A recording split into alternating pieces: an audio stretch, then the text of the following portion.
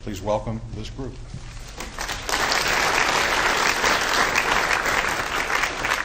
Okay, well, thank you. We have an hour for electronic discovery. So the first thing that we want to do is just give you a little introduction about the importance of electronic discovery. And we live in an electronic world. 93% of information created today is first-generation digital format.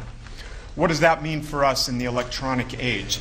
Consider some of these statistics. 547.5 billion email messages a year. That's a lot of evidence, or at least a lot of discovery. Whether it's relevant or not, or privileged or not, of course, is a whole other issue. 70% of corporate records may be stored in electronic format. Something that's very important when we think about the paper world, and we say to ourselves, well, I really don't go that way. We practice mostly with documents. 30% of information is never even printed to paper. So there's a lot of potential evidence discovery that you may be missing if you want to limit yourself to the paper world. All right, so what is e-discovery? All it is just getting electronically stored information, right? We have paper documents, now we have electronic documents. Again, some of them are not even printed out, but they exist in computer hard drives or memory somewhere. So it's just information that exists in the computer, gets transferred to the other computer. We have, though, as we will discuss, some of the same exact issues in the paper world with being inundated with information, getting warehouses full of documents, hiding information, the smoking gun memo inside of the needle in the haystack. Only when you can store so much more information electronically or hide it in certain sorts of formats, it makes it a little bit more challenging than just paying a paralegal, secretary, legal assistant to slavishly go through all the documents looking for the right one. Electronically stored information examples, and we need to be thinking not only of emails and instant messages, but a lot of this stuff occurs in cell phones or text messaging that takes place through the cell phone, voicemail information that records all of this. Jump drives, external hard drives, CDs, DVDs. If people are bringing these little things to work and or their MP3 players and downloading information, you may have a discovery problem on your hand saying, where is that information going? So these raise issues. Digital video and digital photographs. So a lot of those are time-stamped. You can tell where the photo comes from. So again, that's key information.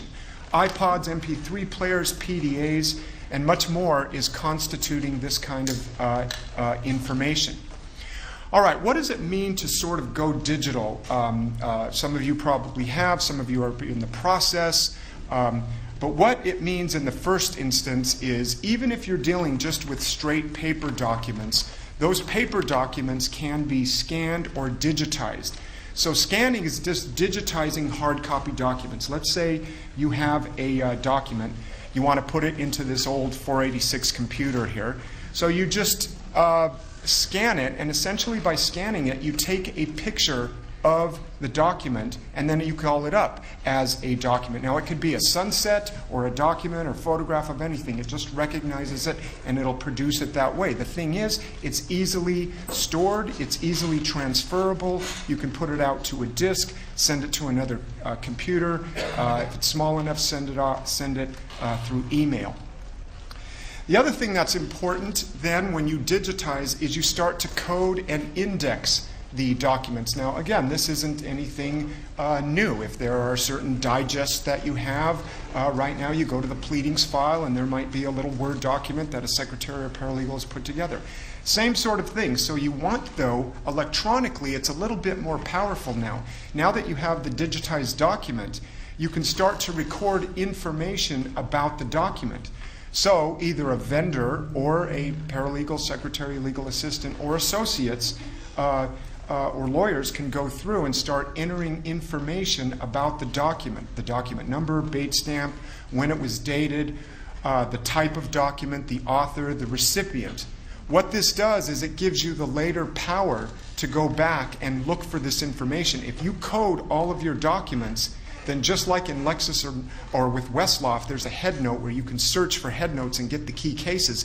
This will allow you to go and say, hey, now that I got these 100,000 documents, I need to see every letter written by the CEO or received between 99 and 2003 that had to do with fire damage. You hit that in there, you pull it up, and you save a whole lot of time, and you can chase down a whole lot of leads that way with coding the information. Now, coding and indexing doesn't give you everything, because remember, when you digitize a document, you've only taken a picture of the document. It's not a word searchable document yet.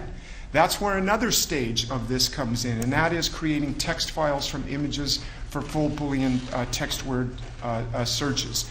So at this point, what you want to do is say, hey, take that document, put it in the computer again, and now I can search for it, only I can do a word search. Like if I want to see the word Jones, I can go there, and Jones will come up in every single place that Jones comes up, that document will come up, and I found out that information. The original document is 100% accurate. The OCR isn't 100% accurate. It's getting better and better. But when you code and OCR, you're going to catch most of the information. Final thing about this is digitizing the digitized documents. Some people would say, well, do I have to digitize email? Well, that's kind of silly. You already have it in digitized form. But you do have to convert the file format so that way it's searchable. So if you receive information on a disk, you still have to put that into the computer, and then from there you can search for all of the database. Now, the digitized documents, the paper document into a regular format.